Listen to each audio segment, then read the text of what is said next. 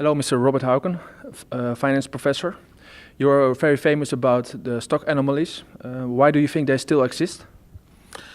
Because the market isn't generally informed about a lot of them, like the one I'm going to talk about today, the low volatility anomaly. And it would take massive movement in the market of trillions of dollars to get rid of this anomaly. Someday it will happen, but it's not going to happen fast. Do you think the big developments of internet, so there's a lot of more data and information coming to new investors, that will threat the anomalies? It certainly is going to make the market more efficient, but the market has a long way to go, in my view, before it becomes efficient. So that's going to help, but it's not going to eliminate these anomalies. Are these anomalies still stable? Because there's always change in the finance world. Question and demand are always changing.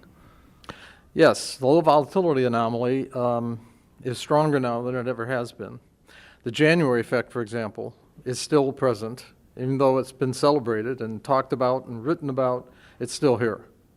And I intend to play it this year. You talk about the January effect. Is it applicable to the whole world, on every market?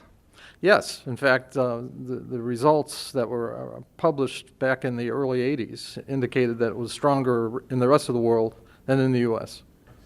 When we have to make a tapation, are you more a quantitative investor or a value investor?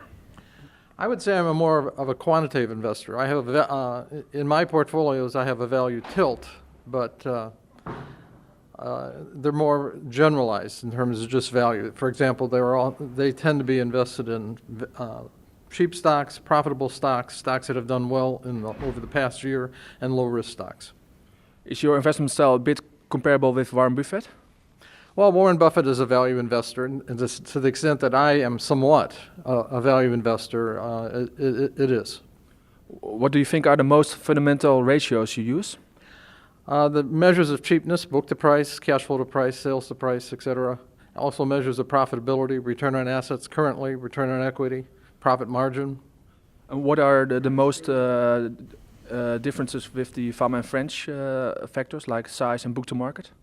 Well, my factors in my model are much more comprehensive. I have 70 factors that cover things from risk to liquidity to cheapness to profitability to technical history. And how important is size in this context? In the context of some of the anomalies, size is very important. The January effect, for example, is restricted to low price stocks, low market cap stocks. And the volatility anomaly tends to be associated with smaller stocks.